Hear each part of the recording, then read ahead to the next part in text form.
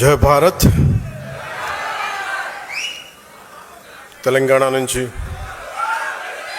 కర్ణాటక,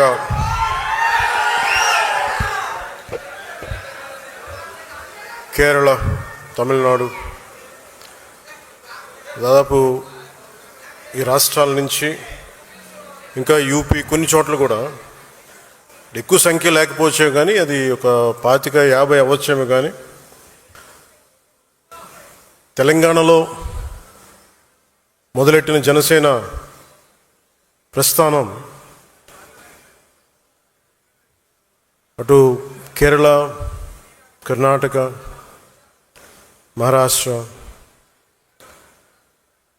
మారుమూల మనకి దూరంగా ఉండే రాష్ట్రాల్లో కూడా కనీసం ఒక 50 మంది మేము జనసేన కోసం పనిచేస్తామని యూపీ లాంటి రాష్ట్రం నుంచి కూడా రావడం నాకు నిజంగా చాలా చాలా ఆనందం కలిగించింది. 150 మందితో ప్రారంభించిన తెలంగాణలో ప్రారంభించిన జనసేన ఈరోజు 21 లక్షల పైచిలకు సభ్యులతోటి, ఉద్యమీ సభ్యత్వంతో ఈరోజు ఇక్కడికి మిమ్మల్ని ఈ సందర్భంలో కలవటం నాకు చాలా చాలా ఆనందంగా. ఇందాక రాగానే అడిగాను ఆరోగ్యం ఎలా ఉందని. ఆరోగ్యం బాగుంది. చెప్పాలి కదా నాకు, అంటే ఆరోగ్యం ఎలా ఉంది ఇవన్నీ అంటే కారణాలు ఏంటి అని అంటుండే మన వాళ్ళు ప్రేమతోటి నా భుజాలు లాగేశారు. సో నాకు లాస్ట్ 2-3 ఇయర్స్లో ఏమైందంటే ఎలక్షన్ ముందు నుంచి కూడా 1 ఇయర్ ముందు నుంచి కూడా తిరగటం వల్ల ఒకటి కరోనా టైంలో నాకు ఈ కరోనా రావడం, ఒకటి ఈ లంగ్ ఇన్ఫెక్షన్ పోలేదు, అలా ఉండిపోయింది, అదొకటి. తర్వాత ఈ దుమ్ము ధూళిలో తిరగటం వల్ల అది లోపల ఒక ఈ సైనస్ ప్రాంతాల్లో చాలా కరుడుగా హార్డ్ అయిపోయింది, ఆ డస్ట్ బాల్ అయిపోయింది. అందుకని ఇక్కడ వాచిపోయేది, నాకు అర్థమైంది కదా చాలా కాలం. ఆ తర్వాత ఇంకా ఒక సైడ్ ఒక రోజు సడన్గా ఈ ఎడ్జ్ మన ఏమంటుందని ఎక్స్టెండెడ్ విషన్ కనిపించలేదు ఒకరోజు. సో అందుకని అన్ని ప్రోగ్రామ్స్ మన అంజబాబు గారి భీమవరంలో ప్రోగ్రామ్ ఉన్నా కానీ క్యాన్సిల్ చేసి హైదరాబాద్ తిరిగి రావడానికి దాదాపు 1 నెల పట్టింది రావడానికి. అలాగే మిగతా వచ్చాం కదా అని చెప్పి ఏంటంటే ఇబ్బందులు ఉన్నాయి అన్నీ చేయించుకుంటే ఈ 2 భుజాల మధ్య కూడా టేర్ వచ్చేస్తుంది. వాళ్ళు అడిగారు ఎట్లా క్యాల్సిఫికేషన్ కూడా వచ్చేసింది 2 భుజాలు, మన భుజాల్లో ఎట్లా వచ్చింది అని అడిగితే ఏం లేదు, నన్ను మా వాళ్ళు ప్రేమతో లాగేశారు అన్న అని చెప్పి ఒకళ్ళు ఇట్లా లాగుతారు అట్లా లాగుతారు. అంటే అంతకుమించి నాకు వేరే కారణాలు కనిపించలే. ఎందుకంటే ఒకసారి మధ్యలోకి వెళ్తున్నప్పుడు షేక్ హ్యాండ్ ఇస్తే వదలరు కదా, ఆ లాగటంలో ఎంత బలంగా గుంజుతారంటే కండ తెగిపోయేంత. కాదు మీరు ప్రేమగా కండ తెగొట్టిన పర్లేదు, ప్రేమతో తీసుకుంటాను. ఎందుకంటే హీలింగ్ కూడా మీరే చేస్తారు కాబట్టి. సో ఫర్దర్గా అన్నీ బాగానే ఉన్నాయి. కానీ అలాగే చాలా సందర్భాల్లో కొంచెం వేరంటేరు ఉంటుంది కదా, ఇన్ని జీవితంతో బతికిన తర్వాత ఆ స్పైనల్ ఇష్యూస్ ఉన్నాయి, కంప్రెషన్స్ ఉన్నాయి, ఒక 10 to 11 కంప్రెషన్స్ ఉన్నాయి, డిస్కంప్రెషన్స్. కాకపోతే నాకున్న బేసిక్గా నాకు కొంచెం ఈ స్పోర్ట్ ట్రైనింగ్ ఉండటం వల్ల నాకు బాడీ తట్టుకోగలదు. అంటే ఎంత బాధ ఉంది ఎంత పెయిన్ ఉందో నాకే తెలియదు. నా పెయిన్ టాలరెన్స్ చాలా ఎక్కువ. అంటే లోపల తెగిపోయినాగా నాకు అర్థం కాదు, ఏదో ఇబ్బందిగా ఉంది ఇలా అనుకుని వెళ్ళిపోతూ ఉంటాను. తర్వాత టోటల్గా 2.5 inches ఎలా కదులుతున్నావు అంటారు డాక్టర్స్. సో ప్రస్తుతానికి అన్నీ బాగానే ఉన్నాయి. I'll make sure with all your blessings I'll be all right. నా కోసం ప్రార్థించిన మీ అందరికీ కూడా పేరు పేరున ప్రతి ఒక్కరికి నా ధన్యవాదాలు. మీరు కాకపోతే ఇంకెవరిని ప్రేమిస్తాను నేను. అలాగే దీని తర్వాత అంటే కొంచెం ఒక 4 అంశాల మీద మాట్లాడుతాను. ఒకటి పార్టీ స్ట్రక్చర్ మీద, ఒక పుష్కర కాలం తర్వాత 12 సంవత్సరాలు తర్వాత పార్టీ స్ట్రక్చర్ ఎలా ఉండాలి. ఇది ఇప్పుడు పెట్టుకుంది కాదు, 2007లో ఇందాక మన తెలంగాణ నుంచి వచ్చిన ఇక్కడ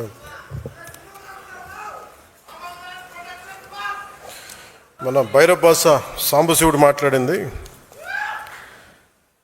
10వ క్లాస్లో చూసి యూత్ వింగ్లో అప్పుడు ఎలా మాట్లాడానో అన్ని స్ఫూర్తి చెంది ఈరోజు మాట్లాడిన సాంబశివుడి మాటల గురించి చెప్తాను. 2008లో అప్పుడే రాజకీయ ప్రస్థానంలో చాలా స్పష్టతతోటి ఎలా నడపాలి యూత్ వింగ్ అని చెప్పి ఒక స్ట్రక్చర్ పెట్టుకున్నాం, ఎలా ముందుకు తీసుకెళ్ళాలి. ఆ రోజున ఆ స్ట్రక్చర్ని ఒక 12 సంవత్సరాల తర్వాత దాన్ని రియలైజ్ చేయగలిగే అవకాశం నాకు వచ్చింది. సో ఇది అన్ని పార్టీలకు ఎంత ఉంటుందో నాకు తెలియదు, కానీ జనసేన, అందుకే నేను 12 సంవత్సరాలు ఎప్పుడు లూజ్గా వదిలేసాను స్ట్రక్చర్. కాంక్రీట్గా ఫిక్స్డ్గా ఎప్పుడు ప్రయత్నం చేయలేదు. ఎందుకంటే ముందు నలగాలి మనుషులు అనుకున్నాను. మన సిద్ధాంతాన్ని నమ్మిన వాళ్ళు మనతో పాటు ప్రయాణం చేద్దాం అనుకుని నమ్మాలి, వీళ్ళ కోసం నేను ఉండాలనుకున్నాను. ఒక 12 సంవత్సరాల తర్వాత అసలు మిమ్మల్ని జీవితకాలం మేము వదలమని చెప్పిన వాళ్ళందరూ పారిపోయారు, వదిలేసి వెళ్ళిపోయారు. ఎవరు నన్ను వదలలేదంటే నా జన సైనికులు, మా వీర మహిళలు వదలరు. సో మిమ్మల్ని సెంట్రైజ్ చేసే ఈ స్ట్రక్చర్ ఉంది. ఆ స్ట్రక్చర్ గురించి వివరిస్తాను. మూడోది, మీరు బాధ్యతలు వహించబోతున్నారు కాబట్టి మీకు ఐడియాలజీ 7 సిద్ధాంతాలని కొంచెం భారం అవ్వచ్చు వినడానికి, కొంచెం ఓపికగా ఉంటే భవిష్యత్తులో మీరు దీన్ని ముందుకు తీసుకెళ్ళడానికి అవకాశం ఉంది. దాని మీద ఐడియాలజీ గురించి మాట్లాడతాను. అలాగే వే ఫార్వర్డ్, మిగతా రాష్ట్రాలు ఇంత ప్రేమగా వచ్చారు. కర్ణాటక నుంచి సుష్మా శ్రీనివాసన్ గారు వచ్చారు. మిగతా రాష్ట్రాల్లో మనం ఎంత చేయగలం, ఏ మేరకు మనం మద్దతు తెలుపగలం, ఒక పక్క స్టేట్కి మనం జనసేన నుంచి ఇక్కడ కూర్చొని ఏం చేయగలం, దట్ విల్ హ్యావ్ దానికి ఒక దారి వెతుకుతాం. అలాగే వే ఫార్వర్డ్లో ఈ అలయన్స్ ప్రభుత్వం, ఎన్డీఏ అలయన్స్ ప్రభుత్వం, తెలుగుదేశం, భారతీయ జనతా పార్టీ, జనసేన, ఈ అలయన్స్లో ఆంధ్రప్రదేశ్కి సంబంధించి ఈ వే ఫార్వర్డ్ ఎట్లాగా, లోకల్ బాడీస్ ఎలాగా, ఆ అలయన్స్ ఏర్పడటానికి వచ్చిన పరిస్థితులు వివరిస్తూ భవిష్యత్తు ఎలా ఉండాలని చాలా స్పష్టంగా మీకు తెలియజేస్తాను.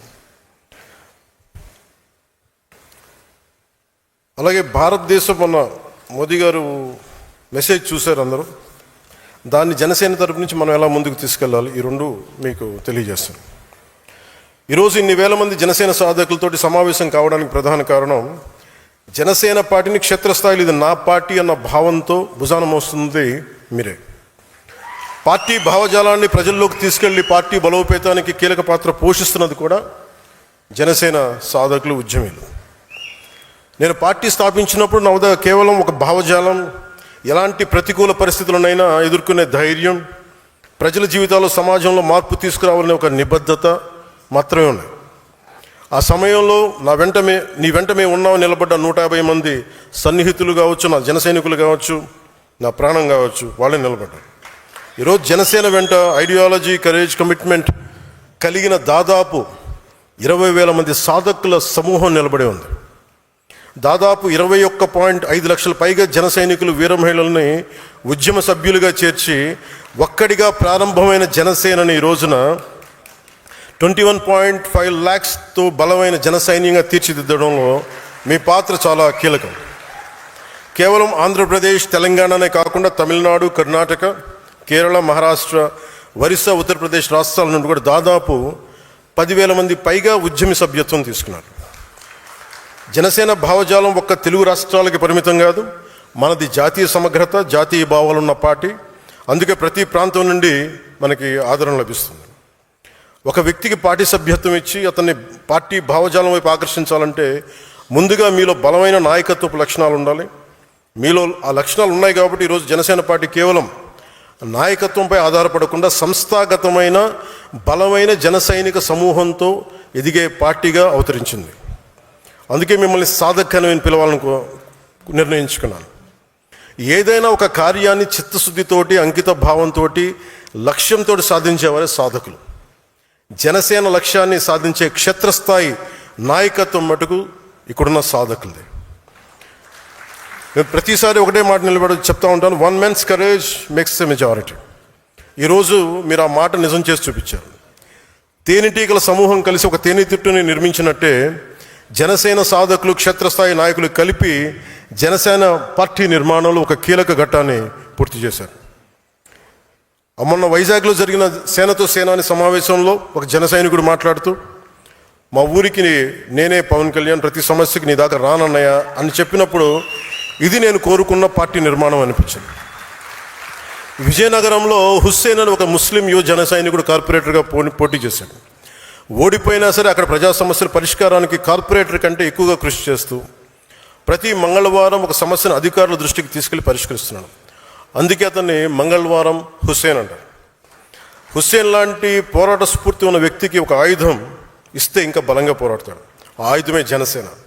ఇలాంటి వ్యక్తుల్ని నేను కోరుకుంటా ఉన్నాను. అలాగే తెలంగాణ నుంచి నల్లమల చెంచుపెంటకు చెందిన శివాన్ని 18 ఏళ్ళ యువకుడు కావచ్చు, అరకు పాడేరు ప్రాంతంలో నక్సలైట్ అవుదాం అనుకున్న ఒక బాబురావు కావచ్చు, వీరికి రేపటిపై నమ్మకం కల్పించింది జనసేన. అది పర్టికులర్లీ వల్నరబుల్ ట్రైబ్ గ్రూప్ వర్ణానికి చెందిన బాబురావు ఈరోజు నక్సలిజం ఆలోచనలు వదిలి ప్రజాస్వామ్య వ్యవస్థపై నమ్మకం పెట్టుకుని జనసేన తరపున వార్డు మెంబర్గా గెలిచి ఉప సర్పంచ్గా ఎదిగాడు. ఇలా నన్ను కదిలించే సక్సెస్ స్టోరీస్ చాలా ఉన్నాయి. జనసేన అనేది ఒక రోజులో పుట్టింది కాదు, ఒక 25 ఏళ్లుగా నాలో రగులిన ఒక ఆలోచనలకి ప్రతిరూపం. నేను ఏ స్థాయి నాయకుడిని అవ్వాలని ఆస్తి జనసేన పార్టీ పెట్టల, ఒక ముఖ్యమంత్రి అయిపోవచ్చు అన్న ఆలోచనతో పెట్టల. ఒక పార్టీని పెడితే ఎంత సమాజంలో ఎంత మార్పు తీసుకురాగలం. చిక్బళ్ళాపూర్కి చెందిన ఒక ఆడబిడ్డ వచ్చి నాకు అవినీతి పైన పోరాటం చేయాలని, నాకు నువ్వు ఆయుధం అవ్వన్నా, నువ్వు ప్లాట్ఫామ్ ఇవ్వంటే నేను అలాంటి వాళ్ళ కోసం పెట్టాను పార్టీ. కొత్త తరహా నాయకత్వాన్ని ఎలా నిర్మించగలను అన్న తపన జనసేనకి పునాది. ఒక్కడిగా ప్రారంభమైన జనసేన 100% విజయం సాధించిందంటే కారణం ఉమ్మడి పోరాటం. ఇది నా వల్ల సాధ్యం అవ్వలేదు.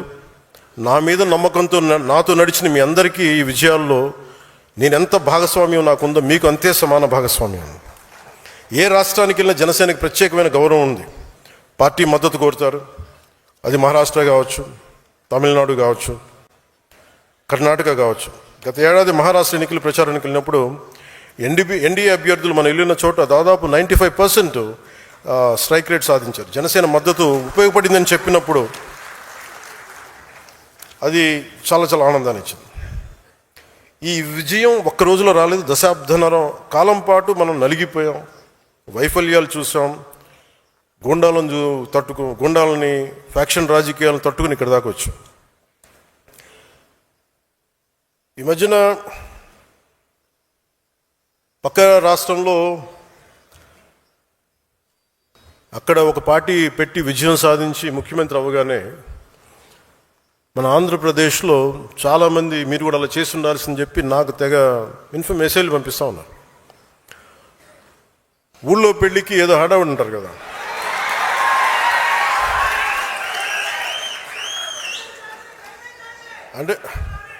అంటే ఎలా ఉండదంటే మనకి సందులోనో ఒక పెళ్లి జరుగుతూ ఉంటే మన ఊళ్ళో చిన్నపిల్లలు పరిగెడుతూ ఉంటారు అటు ఇటు, వాళ్ళ ఇంట్లో పెళ్ళి అనుకున్నట్టుగా. అరే ఆంధ్రప్రదేశ్ పరిస్థితులు వేరు. సరే వీళ్ళు చెప్పినట్టుగానే మనం కూర్చొని 2019 నిలబడ్డాం. ఎక్కడ పెట్టారు? 2 చోట్ల ఓడించారు కదా. పోనీ ఎవరైనా నిలబడ్డారు ఆ రోజున నాయకులు అంటే అందరూ పారిపోయారు కదా. సో అందుకని కంపారిజన్ పెట్టకండి. నిజంగా నేను పదవే నాకు ప్రధానం అనుకుంటప్పుడు 2008లోనే యూత్ వింగ్ కాదు ఎంపీగానే పోటీ చేశాను. 2014లో నేను ఎన్డీఏతో అలయన్స్లో ఉన్నప్పుడు నేను మల్కాజ్గిరి నుంచి ఎంపీగా పోటీ చేయాల్సి ఉంది. బట్ నేను ఏమనుకున్నానంటే, ఎందుకు చెప్తున్నాను ఇదంటే, నేను ఒక పార్టీని నడపాలి, ఇది సమాజంలో మార్పు పట్టుకురావాలంటే నాకు తెలియాలి కదా కష్టం. ఒక కమ్యూనిస్ట్ నాయకులను చూస్తే కింద క్షేత్రస్థాయిలోకి వెళ్ళారు, నలిగారు, దెబ్బలు తిన్నారు. కాంచీరామ్ దెబ్బలు తిన్నాడు, నలిగారు. ఒక పార్టీని నడపడం ఏదో కూర్చోబెట్టి ఎదిగేయటం వచ్చేయటం పదవిలో కూర్చోవటం కాదు. ఎలా నడపగలవు? ఒక సమూహాన్ని నీతో పాటు నడిపించాలని నీకు ఎంత సత్తా ఉండాలి, ఎంత అవగాహన ఉండాలి నీకు.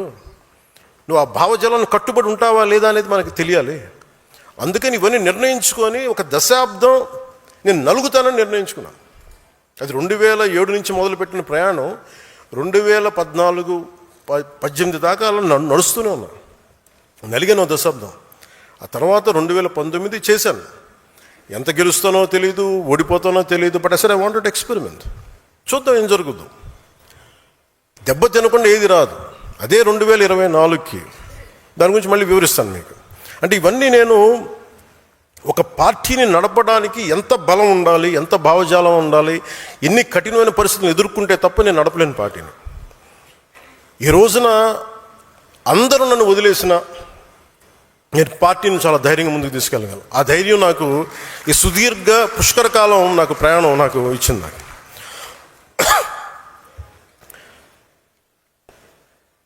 మీలో నుంచి నాకు బలమైన నాయకులు రావాలి. ఈరోజు 100 మందికి సభ్యత్వం నమోదు చేసే స్థాయికి ఎదిగారు. రేపు వారిని ముందుండి నడిపించే నాయకత్వ బాధ్యతలను కూడా మీరే తీసుకునేలా నాయకత్వ లక్షణాలను మీరు అలవర్చుకోవాలి. ట్రెడిషనల్ పాలిటిక్స్ వర్సెస్ జనసేన అనేది ఎలా ఉంటుంది? జనసేన పార్టీని మీరు దేశంలో ఏ ఇతర రాజకీయ పార్టీతో పోల్చలేరు. జనసేన ఒక లెఫ్ట్ వింగ్ కాదు, రైట్ వింగ్ కాదు. అది వామపక్ష భావజాలం కాదు, లేదంటే దాన్ని ఒక రైట్ వింగ్ ఐడియాలజీ కాదు. రెండింటిని ఉన్న మంచి ఆలోచనల్ని సమన్వయం చేస్తూ ఒక middle path committed ideology Janasena. నేను సిపిఎఫ్ అనే స్టార్ట్ చేసినప్పుడు ఒక భగత్ సింగ్ పెట్టుకున్నాను స్ఫూర్తిగా. చంద్రశేఖర్ ఆజాద్, సుభాష్ చంద్రబోస్, బాల్ గంగాధర్ తిలక్, ఝాన్సీ లక్ష్మీబాయి వంటి యోధులు స్ఫూర్తితో పాటు, పోరాట యోధుల స్ఫూర్తితో పాటు గాంధీజీ గారిను, ఒక నాని పాల్కీవాలా, లోక్నాయక్ జయప్రకాష్ నారాయణ్, అలాంటి సంఘ సంస్కర్తల ఆలోచనలు, నాయకుల ఆలోచనలు, స్వామి వివేకానంద, నారాయణ గురు లాంటి మహనీయులు వారి ఆలోచనలు, ఇలా అనేక అంశాలని సమన్వయం చేసి నిర్మించబడింది పార్టీ జనసేన. సో జాతి పోరాట స్ఫూర్తి, రాజ్యాంగ నిర్మాతల ఆశయాలు నిజం చేయడంతో పాటు భవిష్యత్ తరాల కోసం ఆలోచించే ఒక బలమైన భారత్ని నిర్మించడంలో మనం వంతు కృషి చేయడం, అది జనసేన లక్ష్యం. ఉదాహరణకి కర్ణాటకలో కాంగ్రెస్ ప్రభుత్వం ఉన్నా, ఇక్కడ ఎన్డీఏ ప్రభుత్వం ఉన్నా, రైతులు, అటవీ ప్రాంత ప్రజలు ఏనుగుల దాడితో ఇబ్బందులు పడుతున్నారని తెలిసి కర్ణాటక ప్రభుత్వంతో చర్చించి కుంకి ఏనుగులు తీసుకురాగలిగామంటే జనసేన మాట్లాడితే అది మనల్ని విభేదించే కాంగ్రెస్ నాయకులైనా చాలా సెన్సిబుల్గా మాట్లాడితే పంపిస్తారని అనటానికి ఈరోజు మనకి ఆ కుంకి ఏనుగులు ఇక్కడ తీసుకురావడం. వ్యక్తులపై ద్వేషంతో రాజకీయాలు చేయదు జనసేన. ప్రజా సమస్యలపై పరిష్కారం మన ప్రథమ లక్ష్యం. జనసేన 7 సిద్ధాంతాలని మదనం చేసి రూపొందించిన కొందరు జనసేన ఎందుకు కులాలు మతాల గురించి మాట్లాడుతుంది, మళ్ళీ కులాలకి అతీతమైన రాజకీయాలు అంటుంది అని అంటూ ఉంటారు. కులాల్లో ఉన్న అసమానతలు, అన్యాయాలు, మతాల మధ్య ఉన్న భేదాభిప్రాయాలను చర్చించి అర్థం చేసుకొని పరిష్కరిస్తేనే కదా సమానత్వంతో కూడిన సమాజాన్ని నిర్మించగలం. కేవలం ఒక కులాన్ని కావచ్చు, కొన్ని కులాలని కావచ్చు, ఒక మతాన్ని కావచ్చు ఓట్ బ్యాంక్ చూసేవాళ్ళు ఈ విషయంపై దాటేస్తారు. నాకు ఆ భయం లేదు, నాకు మొహమాటం కూడా లేదు. నాకు అరకులోని పీవీటీజీ వర్గాలు, శ్రీశైలం అడవుల్లోని చెంచులు, సరైన గుర్తింపు లేని బుడగ జంగాలు, గౌరవం కోరుకుంటున్న రెల్లి వర్గాల కోసం న్యాయం జరగాలి నేను బహిరంగంగా మాట్లాడతాను. ఆ విషయాన్ని మీరు అర్థం చేసుకోవాలి, అర్థమయ్యేలా మన ప్రజలకు వివరించగలగాలి.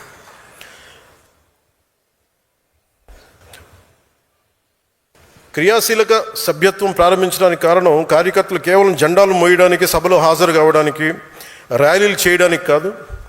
నా దృష్టిలో కార్యకర్తలే బలమైన పిల్లలు. మీరే దానికి, మీరు లేకపోతే పార్టీ మనుగడకి కష్టం.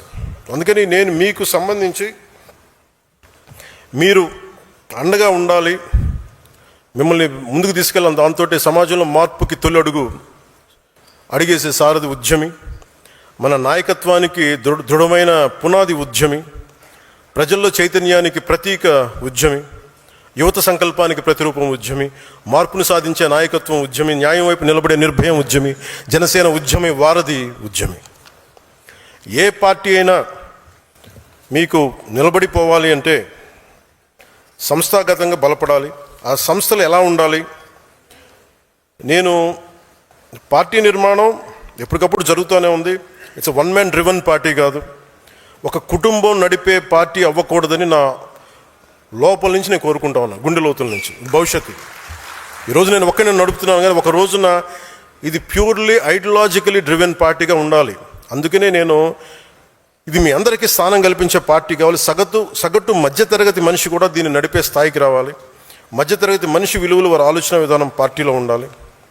నేను ముందు పార్టీ పెట్టినప్పుడు నన్ను అర్థం చేసుకుంది, సిపిఎఫ్ని పెట్టినప్పుడు వామపక్ష భావజాలంతో ఉన్న ఒక హ్యూమన్ రైట్స్ లాయర్ కీర్తిశేషులు భువనగిరి చంద్రశేఖర్ గారు, అలాగే నేనంటే ఎంతో ఇష్టపడి ఒక గద్దర్ గారు, ఒక గుడిలో ఒక పూజారి, ఒక చెంచు యువకుడు, ఒక టిఫిన్ బండి విజయనగరం ఒక టిఫిన్ బండి నడిపే యువకుడు, ఎక్కడో అమెరికాలో కూర్చున్న ఒక ప్రొఫెసర్, ఇలా ఒక్కళ్ళు కాదు అనేక డిఫరెంట్ గ్రూప్స్ నుంచి జనసేన భావజాలానికి ముందుకు వచ్చారు.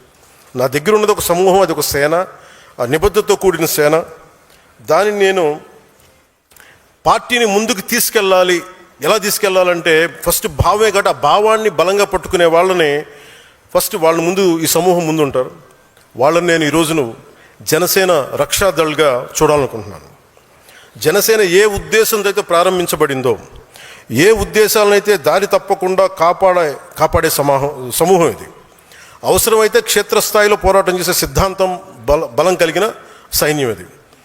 వీళ్ళకి అనుసంధానమైందే వాళ్ళకి ఫుట్ సోల్జర్స్ బ్లాక్, అంటే భావాన్ని పట్టుకొని కూర్చునే వాళ్ళు, అలాగే ఆ భావాన్ని అవసరమైతే క్షేత్రస్థాయిలో నిలబడి పోరాటం చేయగలిగే వాళ్ళు నిర్వాహక్ దళ్.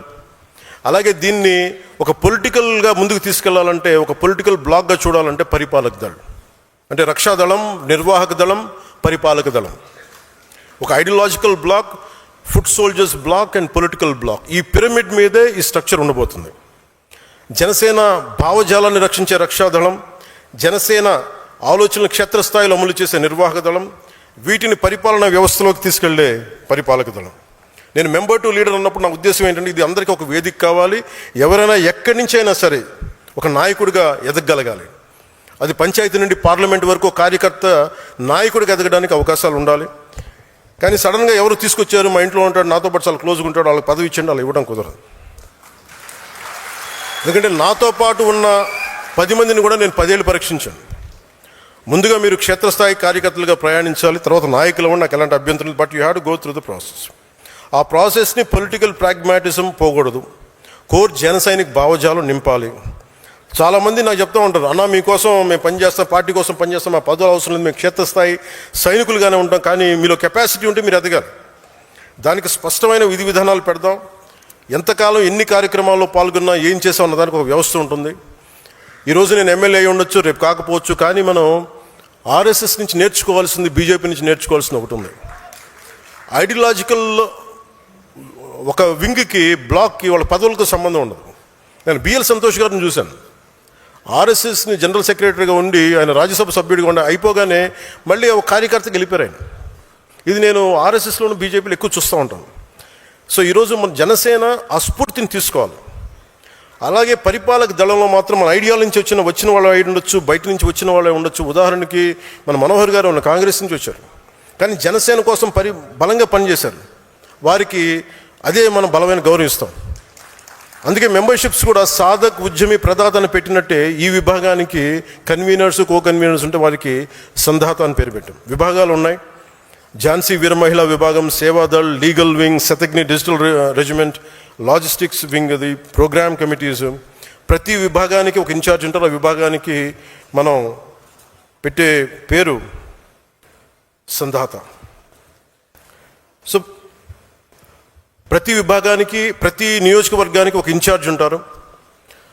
5 మంది నాయకుల సమూహం ఉంటుంది. వారిలో ఎక్కువ బాధ్యతను తీసుకోగలిగే వ్యక్తే పరిపాలక దళంలోని జిల్లా మన నియోజకవర్గం ఇన్ఛార్జిగా పెడతాం. అతనితో పాటు ఒక ట్రెజరర్ ఉంటారు, కోశాధికారి ఉంటారు, ఒక సెక్రటరీ, 2 ఆర్గనైజింగ్ సెక్రటరీస్ ఉంటారు. స్థానికంగా ఉండే వివాదాల పరిష్కారం కోసం వివాద విమోచన మండలి ఉంటుంది. అది ప్రతిసారి ఏదైనా అక్కడ కుట్టుకోగానే అన్న నువ్వు నాకు చెప్తా ఉంటారు, అసెట్ ఇట్స్ ఎండ్ ఆఫ్, చాలు, ఇంక ఇప్పుడు దాకా చేసిన చాలు, ఇంకా స్థానికంగా మీరు నా దాకా తీసుకొస్తే మీరే నాయకులు. అందుకని వారి కోసం ఒక వివాద విమోచన మండలి నియోజకవర్గ స్థాయిలో ఉంటుంది. ఇలా ఒక పూర్తి పార్టీ సంస్థాగత నిర్మాణాన్ని చేయనున్నాం.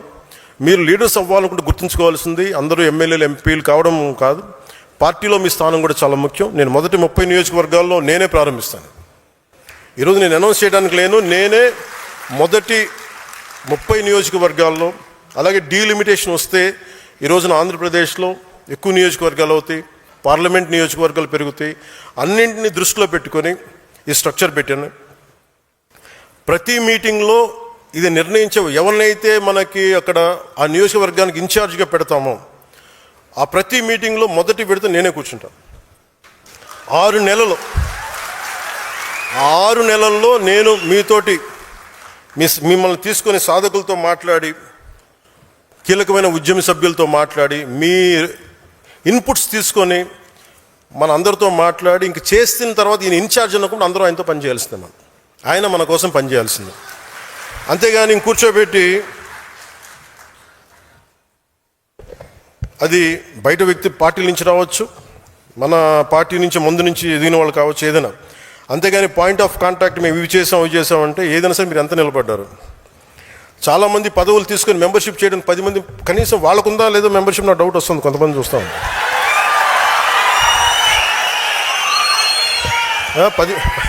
10 మంది మెంబర్షిప్, 10 మంది మెంబర్షిప్ని కూడా చేయలే.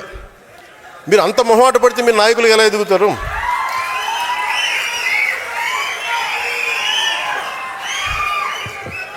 అంటే మీ అరుపులు ఎంత కోపం ఉందో నాకు అర్థమవుతుంది.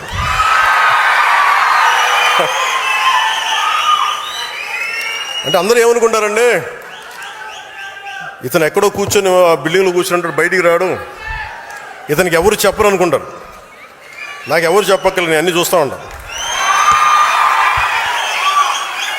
అరే ఏమి చూడకుండా, ఏం అర్థం చేసుకోకుండా ఇంతకాలం పార్టీ నడిపేస్తాం యాక్సిడెంట్లుగా. ఏదో పెద్ద మనసుతోటి తల్లి బిడ్డ న్యాయం ఒకసారి కానీ అనుకోండి. సో దీంట్లో జనసేన మీరు రేపొద్దున తీసుకున్నప్పుడు జనసేన సిద్ధాంతాల గురించి కొంచెం మీకు చెప్పాలి. అంటే మీరే తిట్లు తింటారు. మీ వాడికి కన్ఫ్యూజన్ ఉంది, ఒకరోజు సనాతన ధర్మం అంటాడు, ఇంకో రోజు ఆ కులం అంటాడు, ఇంకో రోజు ఇది అంటాడు. అలాగే బిడ్డ మీకోసం అన్నీ చెప్తాను నేను. జనసేన ఎప్పుడు కులాల గురించి మతాల గురించి మాట్లాడద్ది. అంటే నేనేం చెప్పాను, మనకున్న 7 సిద్ధాంతాల్లో కులాలని కలిపే ఆలోచన విధానం, మతాల ప్రస్తావన లేని రాజకీయం. అసలు ఇలా కుదురుద్దా అంటారు. ఒక ఉన్నతమైన ఆశయం పెట్టుకుంటాం. అంబేద్కర్ గారు చెప్పినట్టుగా కాస్ట్ అనలైజేషన్, కుల నిర్మూలన జరగదు ఇక ఈ దేశంలో. అదొక ఆశ అంతే. ఈరోజు మాట్లాడితే ఒక కులం ఇంకో కులపు వాళ్ళని అంతర్గతంగా ఇంటర్ కాస్ట్ మ్యారేజెస్ చేసుకుంటే కుల నిర్మూలన జరుగుద్దా? జరగదు. దాశరథి రంగాచారి గారు చిల్లర దేవుళ్ళు తెలంగాణ సమాజం గురించి రాసినప్పుడు అక్కడ నవాబ్స్ అణగారిన వర్గాల్లో మీరు నలిపేస్తున్నారు, వాళ్ళందరూ మేము ముస్లింలో చేర్చుకుంటామంటే ఇస్లాంలో వాళ్ళని తీసుకున్న తర్వాత కూడా కులాలు పోలేదు. వాళ్ళకి మాకు పడదండి, మేము వేరే ముస్లిమ్స్, వాళ్ళు వేరే ముస్లిమ్స్, ఇట్లాగే ఆ కులాలు అక్కడ కూడా వెళ్ళిపోయినాయి. అలాగే ఎథీస్ట్ అని చెప్పుకుంటారు కొంతమంది. నేను దేవుణ్ణి నమ్మనండి, ఆమె ఎథీస్ట్ అండి, but still they don't leave their caste tag. వాళ్ళు కులాలను వదలరు. మతం మారిపోయామంటారు, కులాల ట్యాగ్స్ని వదలరు. అంటే ఇది వాస్తవం కదా. అంటే కులాలని నేనేంటంటే కుండ బద్దలు కొట్టని చెప్తాను. ఇది ఒక వాస్తవం ఉంది, దీన్ని అర్థం చేసుకుందామని. అలాగే నిజంగా కుల నిర్మూలన జరగాలని దేశం అంతా అన్ని రాజకీయ పార్టీలు ఆలోచించాల్సింది. బీసీ సాంఘిక సంక్షేమ వసతి బాలికల గృహం, ఎస్సీ ఎస్టీ బాలికల గృహం, ఎస్సీ బాలుల గృహం. చిన్నప్పటి నుంచి మీరే కులాలను పెట్టి నేను మాట్లాడితే ఇబ్బంది వచ్చిందా మీ అందరికీ? నిజంగా మీరు మాట్లాడాలంటే ఫస్ట్ ఇవి ఆపేయండి. ఫస్ట్ ఇవన్నీ 10th క్లాస్ బిడ్డ పాస్ అయితే బాగా చదివింది అనుకోవాలి, ఏ కులం సర్టిఫికేట్ రాస్తే మీరు ఎక్కడ తీస్తారు? వ్యవస్థీకృతం అయిపోయింది కాస్ట్. నేను అర్థం చేసుకోగలను. అందుకని కులాలను తీసేయలేము. కోరటి వెంకన్న పల్లె కన్నీరు పెడుతుందంటే అరే మనకి వృత్తిలు పోయినాయి అని బాధపడతారు. ఇది మనకి సాలెల మగ్గం బూజు పట్టేసింది. ఇలాగ వృత్తి కులాలన్నీ నాశనం అయిపోయినాయి. ఇవన్నీ మాట్లాడుతుంటే అంటే మనకి వృత్తి ఆధారిత కులాలు, అందుకని కులాలను టక్కటక్కమని తీసేయలేము. మేబీ ఒకరోజు అసలు కుల ప్రస్తావన లేని రాజకీయాలు సమాజం ఉండాలని కోరుకుందాం, కానీ ఈ లోపు మనం ఏం చేయాలి? కులాలని కలిపే ఆలోచన విధానమే ఉండాలి. మాట్లాడితే ఇక్కడ మనకి ముఖ్యంగా ఆంధ్రప్రదేశ్కి సంబంధించి అంటే మతాలు మారినా కులాలు వదలరు, దేవుని నమ్మమంటారు కానీ కులాలను వదలరు. ఇందాక చెప్పినట్టుగా caste always have issues, but what is the most pragmatic approach? Interdependence and cooperation is needed for pragmatic policies. భారతదేశంలో ఉండే ప్రతి కులం మరో కులం పైన కొంతమంది మీద ఆధారపడి జీవిస్తుంది. ఎందుకంటే మన సమాజం కుల వృత్తుల ఆధారిత సమాజం. వృత్తుల ఆధారంగా కులాలు ఏర్పడ్డాయి తప్ప ఎవరు ఏ కులంలో పుట్టాలి అన్నది ఎవరు నిర్ణయించలేదు. నేను కూడా కులంలో పుట్టాల్సి వచ్చింది. I was born in a caste which I cannot undo it. But I never confined to a caste because for me humanity is bigger. నేను ఈ కులంలో పుట్టానని కులానికి పరిమితం అవ్వాల. నాకు మానవత గొప్పది, మానవత్వం గొప్పది, దేశం చాలా పెద్దది. కానీ దీన్ని నేను గౌరవించాలంతే. నన్ను ఒక కులానికి పరిమితం చేయాలని ఎన్నిసార్లు ప్రయత్నించారు. నన్ను ఒక ప్రాంతానికి పరిమితం చేయాలని వస్తే మన సాంబశివుడు లాంటి వచ్చి అన్నా నువ్వు ఆంధ్రావాడు కాదు, నువ్వు తెలంగాణ, నువ్వు భారతీయుడు. అన్న కులానికి పరిమితం చేయాలని చూశారు, ప్రాంతానికి పరిమితం చేయాలని చూశారు. నేను కులంలో పుట్టా, కానీ ఒక కులం కోసం పనిచేయడానికి రాలా, దేశం కోసం పనిచేయడానికి వచ్చాం, సమాజ స్థాపన కోసం వచ్చాం. ఈ మధ్యన వైసీపీ నాయకులు కూడా ఏదో కొంచెం 2-3 సందర్భాల్లో మన వాళ్ళు డేటా పంపిస్తే మీరు కాపులకి ఏం చేశారు ఇవన్నీ మాట్లాడుతుంటే నేను ఒక కాపుల కోసం ఆలోచించడం రాలా. నేను రెల్లి సమాజం గురించి ఆలోచిస్తాను, మాల సమాజం గురించి ఆలోచిస్తాను, మాదిగ సమాజం గురించి ఆలోచిస్తాను, బీసీల సమాజం గురించి ఆలోచిస్తాను, అన్ని ఉన్నత సోకాళ్ళు ఓసీ కాస్టుల గురించి ఆలోచిస్తాను, అందరూ బాగుండాలని ఆలోచిస్తాను. నేను దయచేసి ఒక కులానికి పరిమితం చేయాలనుకున్న, ఒక ప్రాంతానికి పరిమితం దాన్ని మీరు ఎదురుదాడి చేయండి. మనం అందరి కోసం పనిచేస్తాం. ఈ మధ్యన ప్రేమలో ఎక్కువ అయిపోయిన అందరికీ సడన్గా ఏం చేశారండి మీరని ఒక్కొక్కరు టీవీల్లో గొంతులు ఏముంటుందని కంటనాళ్ళ తెగిపోయి అరుస్తున్నారు. ఇలాంటి మహానుభావులందరికీ నేను అడుగుతున్న ఒకటే, మాట్లాడితే మీరు వంగవీటి రంగా గారి పేరు పట్టుకొస్తారా మీరంతా? ఆయన చనిపోతా నాకు ఇబ్బంది ఉంది, నా ప్రాణహాని ఉంది అంటే ఆ రోజు మీరు ఎందుకు తపన పడలా? మీరు ఎవరు చిన్న వయసులు కాదు కదా, మీరు టీన్స్లో లేరు కదా. ఇప్పుడు మీ అందరికీ 60-65 ఏళ్ళు ఉన్నాయి కదా మీ అందరికీ. అంటే ఆ రోజులు మీకు కనీసం ఒక 35 ఏళ్ళు, కనీసం మీకు 25 దాటిని అందరికీ. ఆయన ఇబ్బంది పడుతున్నప్పుడు, నాకు ప్రాణహాని ఉందనుకున్నప్పుడు, ఈరోజు ఆయన కోసం గొంతు చించుకుంటున్న మనుషులందరూ ఏమైపోయారు? ఆ రోజున ఆయన చుట్టూ ఒక దడిగట్లాగిపోయారా, ఒక పద్మవ్యూహంలా ఉండలేకపోయారా? అప్పుడు వదిలేశారు అందరూ. అంటే చనిపోయిన తర్వాత ఏమో ఇప్పుడు కూర్చొని కథలు చెప్తారు. మీరు మనిషిని బతుకున్నప్పుడు రక్షించుకోలేంది, చనిపోయిన తర్వాత మీరు ఎన్ని కథలు చెప్తే ఎవరు నమ్ముతాడా మిమ్మల్ని? అలాగే నిజంగా నేను ఒక కులం కోసం ఉంటే మరి నేను 2 చోట్లకి ఓడిపోకూడదు కదా లెక్క ప్రకారం. అటు భీమవరంలో ఓడిపోకూడదు, గాజువాకలో ఓడిపోకూడదు, కులం అంతా వేస్తే అలా ఈరు. That's a point I want to make. అలాగే కన్షీరామ్ గారు వచ్చినప్పుడు తిలక్ తల్వార్ ఇంకో జూతేశ్యామానం అనేది ఉంటుంది. అంటే బ్రాహ్మణుల్ని, వ్యాపారవేత్తల్ని, వైశ్యుల్ని, క్షత్రియుల్ని వాళ్ళని కొట్టాలండి, చెప్తూ కొట్టండి. కానీ అది కొంతకాలం పనిచేస్తుంది, అప్పుడున్న పరిస్థితులకు దీనికి పనిచేస్తుంది. కానీ ఇంకొక టర్మ్కి వచ్చేటప్పటికి అది సర్వజన సమాజం, బహుజన సమాజం. ఇంత చేసిన మాయావతి గారు కూడా తిరిగి బ్రాహ్మిన్ కమ్యూనిటీ సపోర్ట్ తీసుకుని ఆవిడ గెలిచారు, ముఖ్యమంత్రి అయ్యారు. అంటే దీన్ని బట్టి మనకి ఏం అర్థం అవుతుందంటే సమాజాన్ని కులాల వారీగా విడతీసి ముందుకు తీసుకెళ్ళడం సాధ్యం కాదు. కులాల్ని కలుపుకుంటూ పరస్పర గౌరవాన్ని పెంచుకుంటూ ముందుకు వెళ్తేనే సమాజం అభివృద్ధి చెందుతుంది. అదే జనసేన విధానం, అదే నేను చూపించాను, మీకు నిలబడి చూపించాను. అలాగే మతాల ప్రస్తావనని రాజకీయం అంటారు. రేపు మీరు కమిటీస్లోకి వెళ్తారు, బాధ్యతలు తీసుకుంటారు, ప్రజల్లోకి వెళ్తారు. ఆ సమయంలో సమాజంలో ఉన్న సమస్యలను పూర్తిగా అర్థం చేసుకుని ఆ భావజాలను ముందుకు తీసుకెళ్లాల్సిన బాధ్యత మీకు అర్థం కాకపోతే ఇబ్బంది అవుతుంది. మనం స్పష్టంగా చెప్పాల్సింది ఒకటే, ఎవరు దైవాన్ని వాళ్ళు ఆరాధించండి, మీ దేవుని మీరు ఆరాధించండి. మీరు ఇస్లాం అయితే ఇస్లాంని ఆరాధించండి, మీ ఎవరి ధర్మాన్ని వారు పాటించండి. కానీ మిగతా మతాలకు గౌరవం ఇవ్వండి. ఇఫ్ యు ఆర్ హిందూ, మీరు బాగా మీరు ఆరాధించుకోండి, ఇస్లాం గౌరవం ఇవ్వండి, క్రిస్టియానిటీ గౌరవం ఇవ్వండి, జైనిజం గౌరవం, ఏ దానికైనా గౌరవం ఇవ్వండి. కానీ మత ఘర్షణ అలా గౌరవించుకున్న మత ఘర్షణకు అవకాశం ఉండదు. అది నిజమైన సెక్యులర్ భావన. అది మతాల ప్రస్తావన లేని సమాజానికి అది పునాది అవుద్ది. అంతేగాని నాకు చిరాకైంది ఏంటంటే అపీస్మెంట్ పాలిటిక్స్. నేను ఒక క్యాప్ పెట్టుకొని నేను ఇలా మాట్లాడితే నాకు ముస్లిం సోదరులు ఓటేస్తాను నేను నమ్మను. నేను బేసి ఎందుకంటే అసలు అది తీసేద్దాం. అంటే ఈరోజు మనకి షాన్వాజ్ అనే ఒక ఆడబిడ్డ మన ఎక్కడ రాయలసీమ నుంచి ఎక్కడ కర్నూలు నుంచో ఉమాన్లో చిక్కుకుపోతే ఆవిడే హిందూ కాదే. ఆవిడ హింసించింది కూడా అక్కడ లోకల్లో ఉండే ముస్లిం బిజినెస్ మ్యానే. మన అలాంటి లేదు మన సమాజంలో, మనం అలా చూపించాం. అందుకని ఈ అపీజ్మెంట్ పాలిటిక్స్ అనేది జనసేన తీసుకోదు. ఒక తప్పును తప్పుగానే చెప్తుంది. ఒక హిందూ చేయండి, ముస్లిం చేయండి, క్రిస్టియన్ చేయండి, మీరు ఒక తప్పుని మీరు ఖచ్చితంగా ఈ తప్పుని చెప్పకపోతే తప్పు చేసిన వాళ్ళు అవుతారు. అందుకని appeasement politics is a big no for Janasena.